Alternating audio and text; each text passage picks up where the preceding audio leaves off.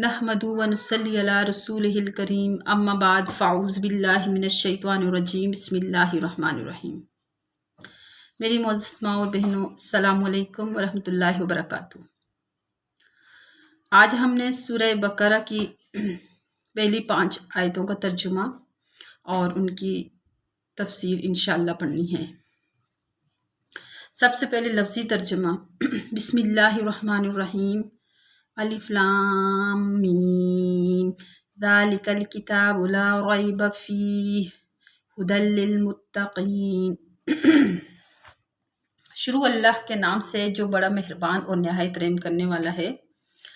अलिफ लाम मीम, ये हरूफ़े मुक़त्तआत में से है।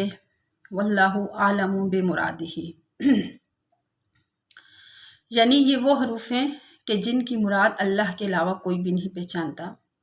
ज़ालिकल किताबु ला रैब फीह, ज़ालिकल किताबु ये किताब है, ला नहीं, रैबा शक है, फीह इसमें, हुदन और ये हिदायत है, लिल मुत्तकीन परहेज़गारों के लिए। मुत्तकीन कौन लोग? अल्लज़ीना वो, युमिनूना जो ईमान लाते हैं, बिल गैब गैब पर यानी बिन देखे, जो ईमान लाते हैं बिन देखे, व युकीमूनस सलाता और नमाज कायम करते हैं, व मिम्मा रज़क़नाहुम और जो कुछ हमने उन्हें दिया, युनफिकून उसमें से खर्च करते हैं। वल्लज़ीना और वो लोग, युमिनूना जो ईमान लाते हैं, बिमा उस पर, उन्ज़िला इलैका जो ए नबी आपकी तरफ नाजिल हुआ, वमा उन्ज़िला और जो नाजिल हुआ मिन क़ब्लिक आपसे पहले, वबिल आखिरति और आखिरत पर, हम वो युक़िनून यकीन रखते हैं। जिसका लफ्ज़ी तर्जुमा था। अब सबसे पहले 5 आयतों का खुलासे तफसीर मैं आपके सामने बयान करूंगी। ये किताब ऐसी है जिसमें कोई शक व शुबा नहीं, यानी कुरान के अल्लाह की तरफ से होने में किसी किस्म का शक और शुबा नहीं है। दूसरी बात, हुदल लिल मुत्तकीन, ये राह बतलाने वाली है खुदा से डरने वालों को, जो यकीन लाते हैं छुपी हुई चीज़ों पर।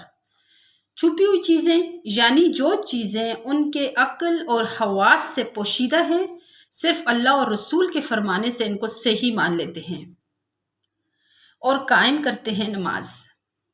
नमाज को कायम करना क्या होता है? नमाज कायम रखना यह है कि उसको पाबंदी के साथ उसके वक्त में पूरे शराइत और अरकान के साथ अदा करें। उसके बाद जो कुछ हमने उन्हें दिया वो खर्च करते हैं यानी नेक कामों में। और वो लोग जो यकीन रखते हैं इस किताब पर जो आपकी तरफ नाजिल हुई और उस किताब पर भी जो आपसे पहले उतारी गई। मतलब यह है कि उनका ईमान कुरान पर भी है और पहली किताबों पर भी है। और ईमान किसको कहते हैं? सच्चा समझने को, यानी वो सच्चा समझते हैं वो किताबें जो आपसे पहले नाजिल हुई, तुरात, ज़बूर, इंजील, उन किताबों को सच्चा समझते हैं। और अमल करना दूसरी बात होती है, यानी जितनी किताबें अल्लाह ने पहले अंबिया पर नाजिल फरमाई हैं उनको सच्चा समझना फर्ज और शर्त ईमान है। यानी ये समझे कि जिस तरह अल्लाह ताला ने नाजिल फरमाई थी वो सही हैं। हाँ, कुछ खुद गर्ज किस्म के लोगों ने बाद में इनमें तब्दीली और तहरीफ वगैरह कर ली, वो गलत है। रह गया अमल, तो अमल सिर्फ कुरान पर होगा। पहली किताबें चाहे वो तुरात है, ज़बूर है, इंजील है, वो सब मनसूख हो गई हैं, उन पर अमल जायज़ नहीं। और उसके बाद वो आखिरत पर भी यकीन रखते हैं, यानी वो लोग यकीन रखते हैं आखिरत पर। फिर फरमाया कि यही वो लोग हैं जो ठीक राह पर हैं और ये हिदायत उनको उनके परवरदिगार की तरफ से मिली है। और ये लोग हैं जो पूरे कामयाब हैं, यानी दुनिया में तो उनको ये नेमत मिली कि उनको राय हक मिल गई कि उनके इन अमाल के सबब अल्लाह ताला ने उनको सीधा रास्ता दिखा दिया اور آخرت میں بھی ان کے لیے ہر طرح کی کامیابی ہے۔ یہ تو خلاصہ تفسیر تھا۔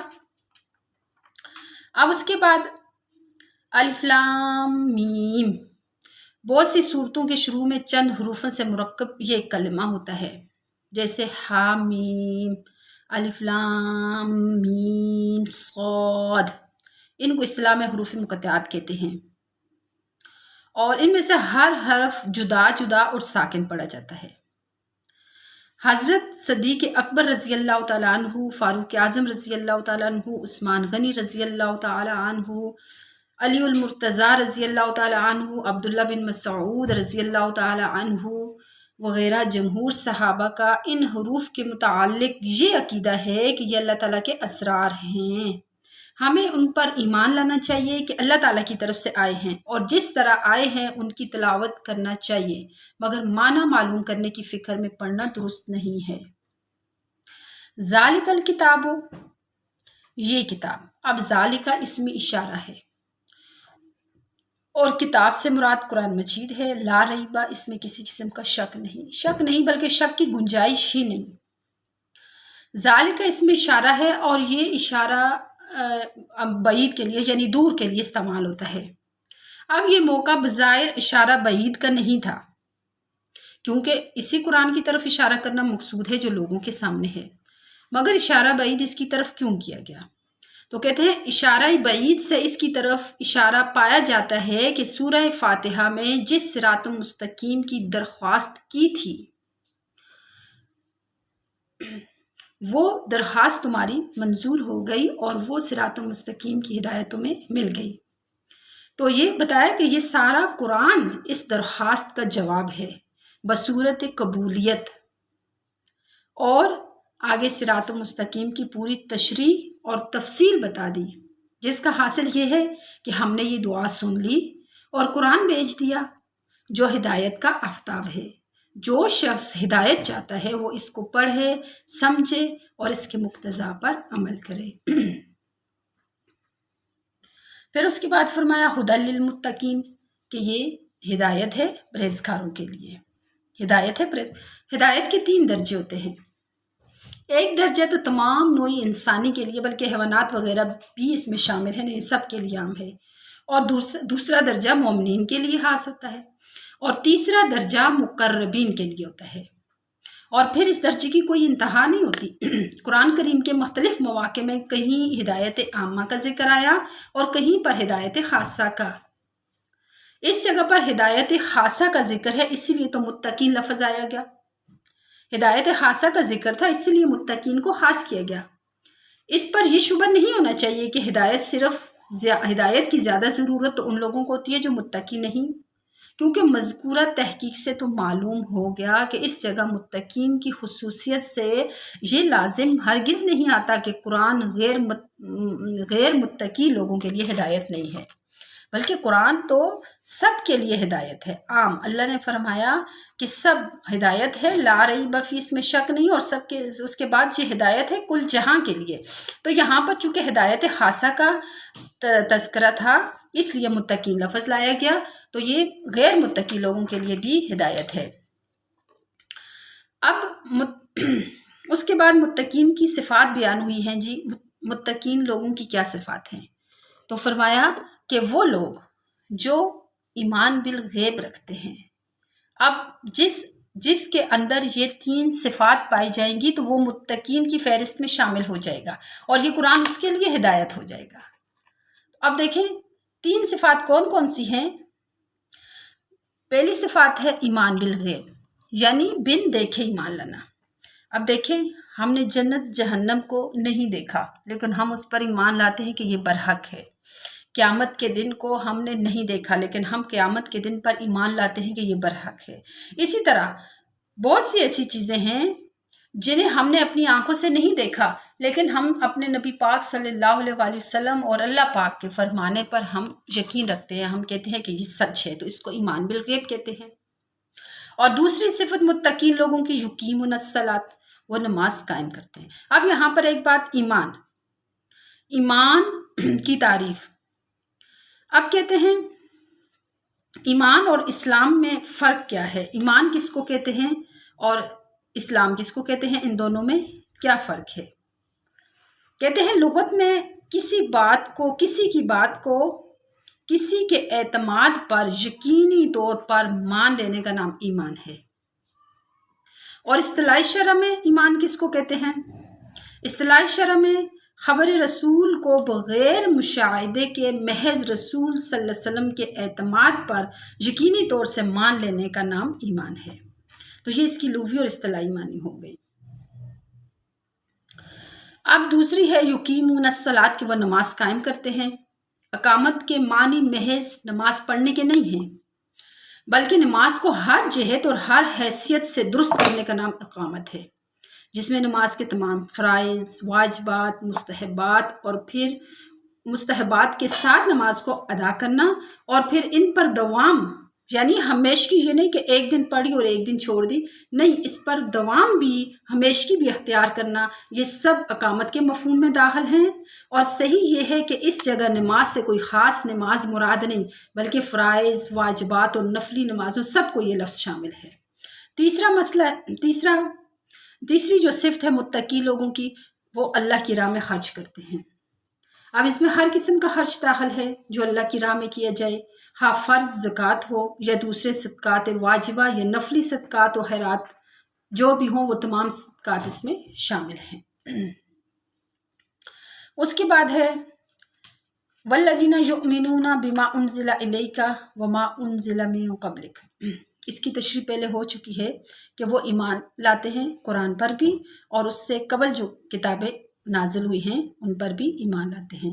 اور اس کے بعد وبالآخرۃ ھم یوقنون، وہ آخرت پر بھی ایمان رکھتے ہیں، اور آخرت پر بھی ایمان یقین رکھتے ہیں۔ یوقنون کا لفظ ہوتا ہے یقین رکھنا، کہ وہ آخرت پر انہیں یقین ہے کہ ضرور قیامت آنی ہے۔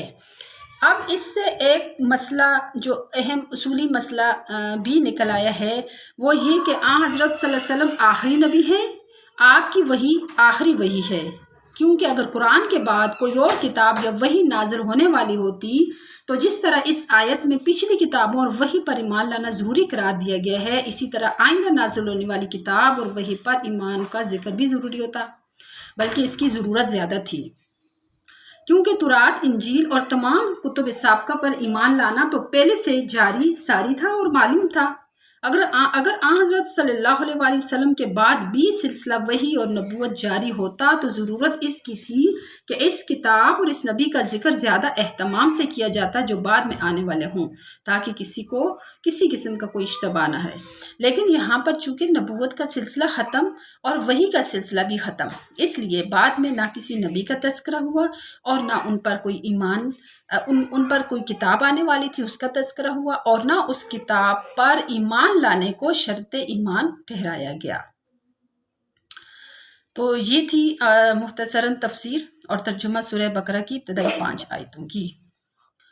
تو اللہ تعالیٰ سے دعا ہے کہ اللہ تعالیٰ ہم سب کو عمل کرنے کی توفیق عطا فرمائے، اور اللہ ہم سب کو اس متقین کی فہرست میں شامل فرمائے۔ آمین ثم آمین، وما علینا الا البلاغ۔